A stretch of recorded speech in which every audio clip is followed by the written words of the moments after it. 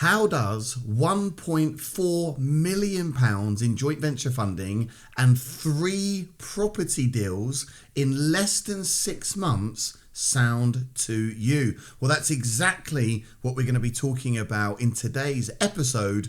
Welcome to Beyond the Hustle, and I am here with one of my incredible graduates, Cheryl.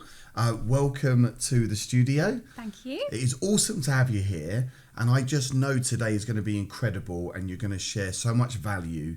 And we really want to help motivate and inspire other people out there that are perhaps stuck in the rut or at some form of a crossroads, to also give them the motivation and inspiration that they could also become professional property investors using none of their own money. Yeah, absolutely. Wow. So the last 6 months have been an absolute whirlwind. Yes. A whirlwind. Yeah. And you've been busy, but good busy. Take us back. Like, where were you before you decided to come and be part of Liam and Assets for Life and Nick, my business partner, and Mark Stokes? Yeah. What were you doing? What did life look like? Give us some insights. So my background is within a financial advisor. So I was doing that for 7-8 years. I was working with a friend and we were basically growing our own business of introducers across the UK, and we were basically helping mums who were stay-at-home mums get back into the workforce within the financial services. Loved it, was doing really well, everything was really good. We say a little bit of a blip. We had a few issues with the people that we were working with, so we said, no, we are going to do this. We're going to go away. We're going to do it on our own. We're going to build this amazing business, and everything was going amazing.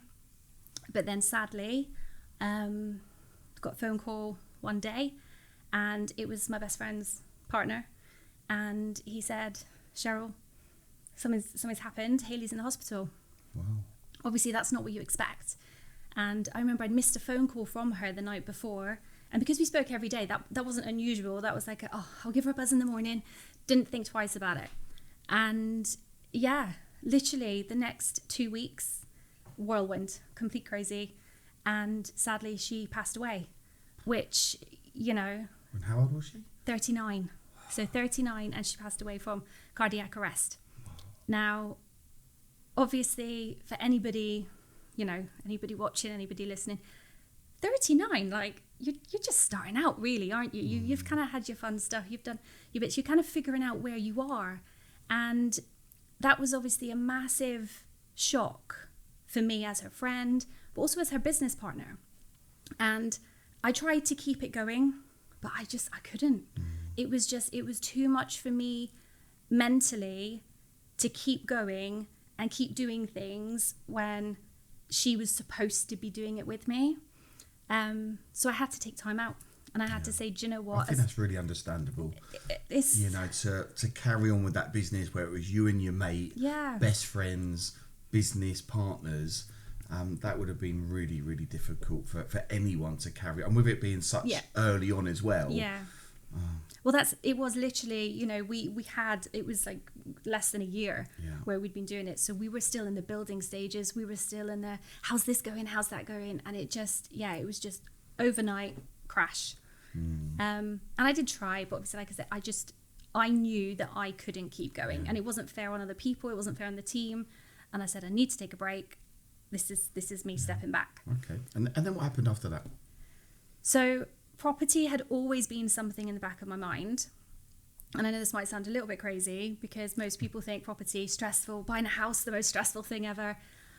I needed something to keep me busy, because me suddenly going from working constantly, obviously I'm a mum as well, so I'm used to having that hustle and bustle, to doing nothing and just being sad. I was like, this isn't going to work for me. I was like, right, okay, let's have a look at property. Let's see what happens. And I loved it. I literally loved it. And I thought, okay, this is kind of getting me back out there. And I found it relaxing, which is a little bit crazy. It's not always that way. Like, I definitely don't agree with that now. But at the time, it was a really good fit for giving me a little bit of a break. Yeah, a new purpose. Exactly. And a new direction to go in. But I wasn't very not that I wasn't very good at it, but I wasn't very good at it because I didn't really know what I was doing. So I did the typical, let's go and get a guru, let's see what happens. I won't mention any names, but I signed up to a property training company, and I was so disappointed, like genuinely disappointed. You know, when you kind of sit and you go, I've spent that money and I've got nothing to show for it. Like, I could have used that as a deposit on a house. So then I was like, okay, this isn't working. Let's try again. What's next? What's the next step to get me into the next stage of where I know I wanted to go? Then I had another bit of bad news, and my dad passed. Now, obviously, not having that long from a bereavement of someone else, it was just like a massive double whammy. So this is all within the 1 year. And it was very much a case of, I kind of just sat there and went, there's two ways to go. Like, I'm either gonna just crumble, which I can't do. My kids need me, you know, my husband needs me, people need me. I was like, or I can go, okay, let's make it happen. Let's go. And so I decided to do that route. Sadly, another little blip. The new property company that I had signed up to. So this is a second company. Second company. Okay, right. Yeah. And so anyone out there? How much did you invest in the second company? 30 grand. So, and I'm sure the first company you invested a lot as well. Yeah. Second company, and Yeah. what, that didn't work out? Well, I basically used my inheritance for that. So that was like a real anchor for me. That was like okay, this is an emotional attachment here. This money, you need to make this work. However, that company basically moved away from what they were doing, and it just all fell flat. So obviously that's 2 times. Yeah. And I'm just sat there going, what am I supposed to do? You put your trust in these people. Yeah. When you're in, let's just say, probably a vulnerable position. Yeah, for sure. Emotionally, you just so desperately want to be there for your kids, be there for your husband, become this incredible, better version of yourself. You want to prove and yourself. And then you get like one blow, and then it's like a double Yeah. whammy. So for a lot of people out there that have been through a similar experience, most people at that point just give up. Yeah. And they say, I'm sick of the noise and these gurus and these training companies. So if that's what most people do, how the hell are you here? It was close. Like, I'm not gonna sugarcoat it. So how did you find me then and the rest of the team? It was literally, I said after that one, I was like, I'm done. I'm over it. That's it. I'm going to do it myself. All right. Okay. Yeah. Talk us through I that. was like, trying it on your own. Yeah. I said, I'm going to do it myself. I've had enough. Like you say, I've had enough of the gurus. I've had enough of the nonsense. I've spent a fortune. I need to make this work now on my own terms. And I was doing okay. It was going okay, but it was going slow. So you got a deal? I did get a deal. Okay, great. And then I had another deal, which didn't go so good. And anybody who's in property that says all the deals are amazing and it all works out wonderful, it's not the case. Like, what was, if you could just share, because it might help someone, that second deal that didn't go so good, what was it? What was it? Or what didn't you do, or what didn't you know, or what happened that made that a bad deal? So basically, I love auction properties. Okay. And I'm now very good at it. And I'm now, if somebody says to me about auctions, I'll be like, right, let's do this. Boom, boom, boom. But at the time, with that deal, I put a lot of trust into other people who I was asking to help me. And basically, there was something missing from the legal pack on the auction. I had the seller solicitors, it's fine, don't worry about it, it'll get fixed on the other side. My solicitors was going, don't touch it with a barge pole, and I was like, but I've already paid the deposit. Right. I'm already in. Again, I've already done this. I was told it was fine. And it's one of those things that, again, until you're in it, you sit there and you go, yeah, hindsight. What do I do? Do I go, it'll be fine and do it and then potentially get burnt down the line? Or do I take this as another very big learning curve and say, right, I need to get better at what I'm doing? And that's what I did. Okay. So I took the hit and I said, okay, I'd rather take a smaller hit now. Okay. So you didn't carry on with the deal. You just took the hit on the deposit. I took the hit, yeah. Okay. I'm pleased you did that. Yeah. I was like, do you know what? I need to take the hit. I need to move away. I need to regain. I need to rethink what I'm doing, have it all. I'm a bit of a planner, so I like to have it all mapped out. And I was like, that's the next step. And then I just kept seeing you. Right. So there's Liam popping up. You kept popping up. I think, obviously, you know, when you're having a little moan and you're on the phone and that property didn't work. And, obviously the phones, they pick up. It just sounds like I appeared just at the right time. Yeah, absolutely. You were going through just something. There. You were going through something. I must have said something that resonated with you. And then what did you do then? Did you come along to one of our sort of online preview events, maybe a webinar or a Saturday summit? Yeah, so basically I signed up, just a nice little freebie, good to go. I thought, what's the harm? Obviously, as we've discussed, I have spent a small fortune trying to get to where I wanted to go. Watched that and just sat there and went, oh. I was like, okay, what's the next stage here? And then looked at the boot camp and then went, oh, do you know what? This feels different. Okay, good. And obviously I was terrified. I was really, really worried. And I kept telling myself, I'm not going to sign up for any courses. I am not signing up for anything. No, I'm just going to go there. I'm going to do the freebies. I'm going to do the cheap and cheerful. And then when you're sat there and you're listening and you're going, why didn't someone tell me that 6 months ago? I could have done all sorts with that information. Yeah, well, we do share a lot on our free events, right? Yeah, for sure. Yes, of course, we're there to help people make the next step. But we're also there to share some incredible tips and really take people behind the scenes. And it was the commercial conversion that really got your interest up with me and one of my business partners, Mark Stokes, because you were like, I've done a few small deals now. Maybe I can do some bigger deals. So you decided to join the commercial conversion bootcamp. Yes. And then I believe later that day, my incredible business partner, Nick Starb, who talks about Masters of Influence, he would have offered you to join our 3-day Masters of Influence bootcamp. And I believe you did that as well. Yeah. But you came to the commercial conversion one first. Yes. And then you came to the Masters of Influence one a couple of months later. Yeah. Okay, let's talk about the commercial conversions bootcamp. Okay. So how was it coming into that environment, having been burnt in the past from these other gurus, and now you're there with Mark and me or the team, and coming into that 3 days, did you have an open mind? Were your glass half empty? How did you approach that? I think I'm always going to be one of those people. I'm cautious, but I'm very positive, and I am very much as much as all this shit can happen, if you don't keep pushing forward, no one else is going to push you. Like, you have to be the one to do it. And regardless of if I went and I did the boot camp and I came away and said, well, that was 3 days. Okay, it's 3 days, big deal. Do you know what I mean? I haven't lost anything massive. Yeah. Whereas I could do that for 3 days, turn around and go, this is it. Like, this is the way I want to go. And I have to say, obviously, Mark and Nigel are the loveliest guys. Fantastic mentors, and there's been times where I have literally just kind of looked at them and gone, I would never have thought of that. These little bits that obviously with the experience that they have, they're sharing it, and you're just sitting there going, yeah.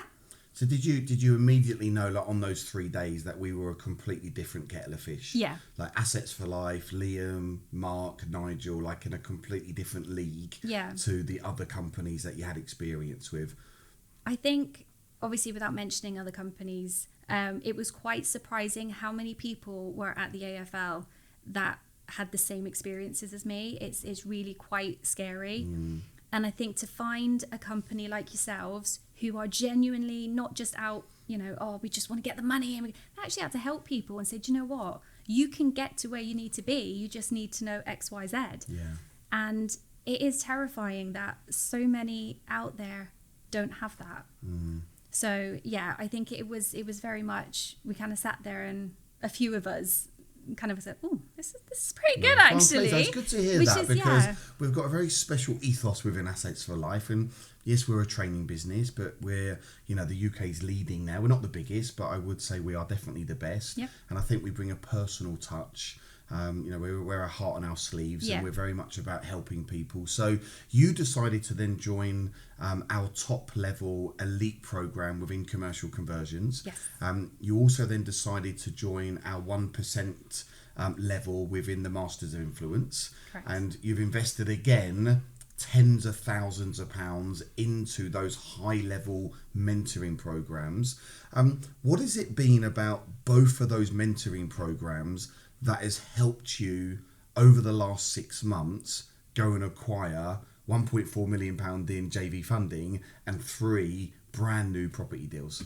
It has definitely been a mismatch of both, if I'm honest. Great. There have been things that obviously Mark and Nigel in my one-to-ones have discussed with me that I'm then looking out for more with properties. As much as they're commercial conversions, if I've got a property that, you know, is a little BRR, they'll happily talk to you about it. Do you know what I mean? It's not like, oh, no, that's not this building. It is a case of, what do you need? How can I help you? And then on Nick's side of things, the chatting with the estate agents, the being a little bit more ballsy, the, you know, rather than asking in a way that's almost like a, oh, is this okay? Like, I'm not doing that. I'm not feeling like I'm not in the right place. I feel like I should be here. And I think a lot of that is down to Nick's training. It kind of gives you that bit of a confidence boost to go, no, I know what I'm talking about. Like, actually, I've done this. I've done that. It's one of those, until you are sat in a room with other like-minded people, you suddenly realize how much you have done. And I think we don't, as people, we don't always celebrate our little wins, do we? Like, if you'd have said, you know, Cheryl, a year ago, would you have raised 1.4 million in 4 months? I'd have been like, don't be mad, like, that's crazy. Like, what are you talking about? Because you seem like a really confident lady anyway, but there's one thing being confident in what you've done in the past, and then you come into this new arena. And it's funny you say agents, because, you know, when we speak to a lot of people that have tried property, one of their biggest fears are the agents. And they don't know what to say and how to say it, or because they've only done 1 or 2 deals, they put the agents on a pedestal and they put themselves lower behind. So it's great to know that we've been able to help you elevate Absolutely. the way that you see yourself within the property space, and you're owning it now. And you're like, I am a professional, I bring value to the table, and I'm powerful.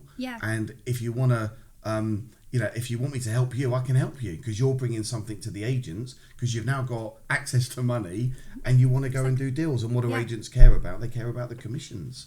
For sure. Okay, let's talk about how you've been raising the money. Okay. Because I think that's going to be a game changer, because it's another big block for people out there. Yeah. So you've come in. What have we done to help you raise that money, and how have you gone about it? So how did you get your first investor? Let's talk about that. How have you structured the deals? Let's just have a conversation. Yeah. I've got a couple of different investors now. Okay. Obviously, at the beginning, I started with one, and it was a smaller investor, which was a family member. And then I had... So how did they know that you wanted money? I asked. Okay. Yeah, I said, listen, this is what I'm doing. So how did you make the approach? Did you call them? Did you send them a text message? Was it done over a Sunday roast? Talk us through like the detail of going from, right, I now need to raise money. How did you get your first one? Okay. So basically, I gave them a phone call and I said, listen, I'm super excited. I know I've gone on about property already. I know I've done it, but I found something. Wow. I was like, I've got X amount. I need X amount. And it was, obviously I needed a lot more than what I had. And it was a case of, how do you feel about if we do this together? Obviously there was a little bit of, is this the right thing? Are you sure? This person in particular has a way of saying, Cheryl, is this property thing really what you want to do? It's an older person, and you know, it's a different look at things. Yeah, more cautious, risk adverse. Yes, very much so. But it was like do you know what? If you think this is what you want to do, and if you've done the numbers, and because that's the main thing, isn't it? You know, have you done your checks? If you're happy, I will trust you to do it, which was amazing. But then that also led to another family member very, very kindly going, I've heard you're doing this. What's happening? Because they all talk. Exactly. And then it was a little bit more as it goes. And I think that's it. Sometimes it's very much you don't know who might have a little pot of savings, you know, just that they're not doing anything. And I've had friends come up to me because I've started putting things on social media and started kind of sharing videos and stuff what I'm doing. I'll take pictures when, like, you know, me and the kids are doing painting, and they're like, "You're getting the kids involved?" I'm like, "Absolutely!" Like, they're doing the viewings with me. I want them to see what I'm doing, so that when they're old enough, they can go, "I'm going to get in on that." Like, my eldest is already saying to me. So how many kids have you got? So I've got 2 children, and I'm stepmom to another. Okay, great. So 3 in total. Yeah, and what are their ages? So we've got 13, 9 and 9. Wow, brilliant. Yeah, busy. Love that, busy. Yeah. But it's all about, for me, it's about values and helping them to learn what they're doing.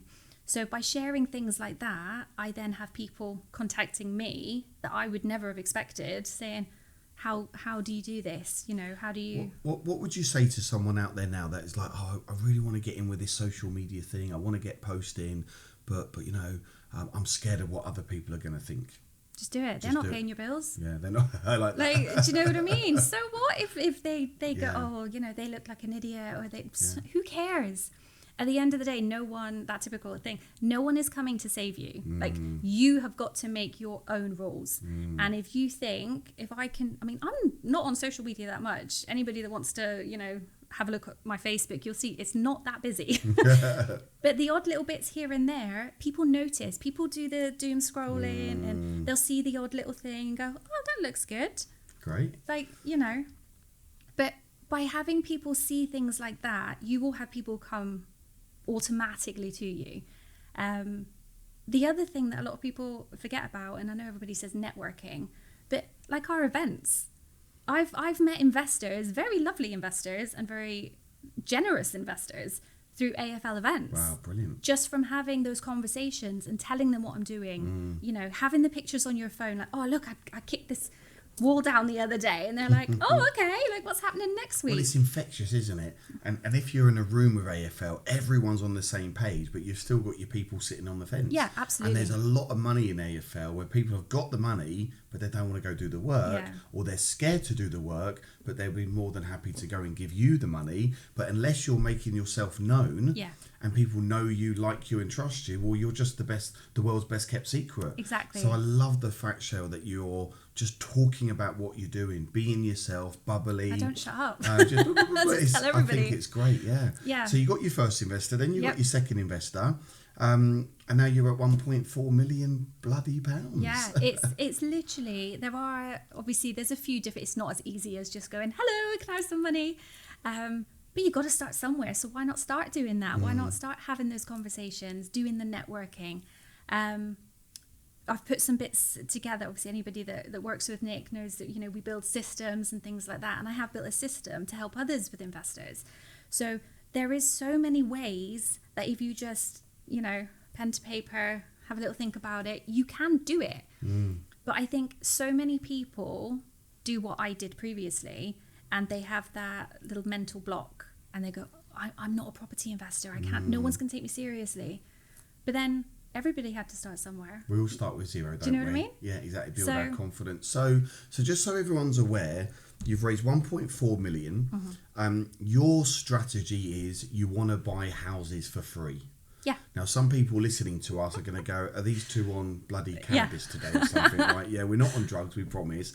But people, you can actually buy houses for free, can't you? Absolutely. So could you just, you know, give us some insights? How are you structuring the deal with the investor so you are buying houses for free? Get a little freebie. Yeah. Love a little freebie. Yeah, it's got to be done. So basically what I do, let's say you're my investor. Hello, Mr. Investor. I'm going to take that money. I'm going to give you that back in 4 to 6 months' time with interest. Thank you very much.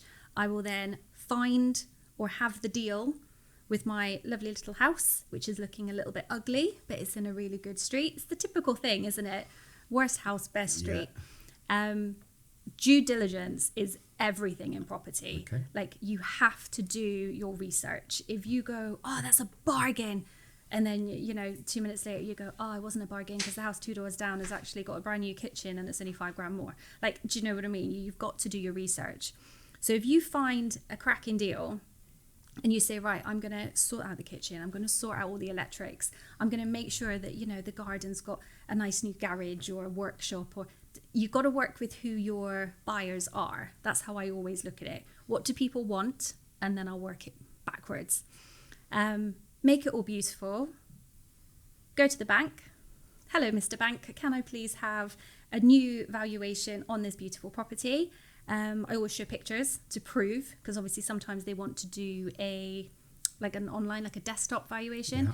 That's not going to work for me when I've just done all the work that I've done. Send all the photos, give them all the information, and then they'll come back and say, yeah, that property that you bought for 200 is now worth 350, which is the line that I'm going for, because I'm now known, which is a very lovely thing, in my local area by the estate agents for the quality of my refurbs. So if I say to them, I've got this property, I'm looking at purchasing it, what do you guys think on the back end? They know what I'm going to be pulling out, which is a good thing, because it gives me peace of mind that you've got an idea what that end value is going to be. It's that, you know, figures can be mix and match sometimes, can't they? And, you know, valuers can be a bit, oh, well, we think this and we think that. I always downgrade a little bit when I'm looking at my figures, just to help buffer any issues. But yeah, get that back from the valuer, take the money out, give it back to my lovely investor. I've got a house. Really nice. Good. Do you know what I mean? So Didn't pay it's the anything. typical buy, refurbish, refinance. Yeah. But you're buying the property for cash using an investor's money, Yep. and then refinancing out, paying the investor back Giving you it plus back. plus their interest, and now you've got the property. Yeah. The investor's happy because they're beating the banks, they're helping beat inflation, they're not doing any of the work, Yep. and you're providing a great service. You're happy because you're getting houses Yeah. for free, and then you're And then I've renting got these. person in it. So you're either Yeah. gonna. So the three you've got going at the moment, flips, single lets. Yeah, both. Both, yeah. So Great. my plan is we flip a couple, because then we've still got that cash flow happening. It's good for me. I'm at that stage now where obviously I still use my investors, but if I've got my own that I can use in it as well. But I also invest in other people as well. Okay, So, great. you know, if I'm having a bit of a break and if I've got something that's come through, I can say, well, I don't want that sitting in the bank. I'd rather it work for me. Yeah. So you use that can for now a partner minute. with someone else, Yeah. and do some sort of joint venture with another property Yeah. investor. That's it. Great. And all the time, these houses, they've either got a person in them as a normal little vanilla buy-to-let good to go, or potentially service accommodation is one of my things that I'm looking Great. at trying again. I am so pleased that you didn't allow investing tens of thousands of pounds with other training providers stop you from joining me and my incredible team, because you know there's a lot of noise out there. Yeah. There's a lot of these gurus. I'm certainly not a guru.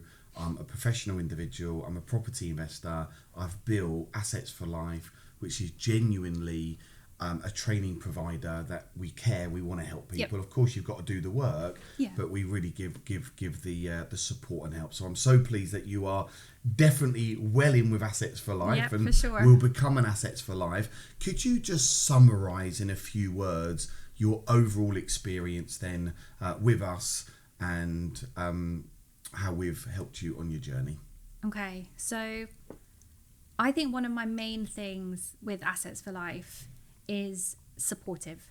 I think that is, you know, that's a really good word that I would use for you guys, because regardless of what's going on, regardless if it's property related, even personal related, I've had, you know, crappy days, and I've literally had mentors giving me a buzz going, are you all right? Like, is something up? You seem quiet, or, you know, you've not done this today.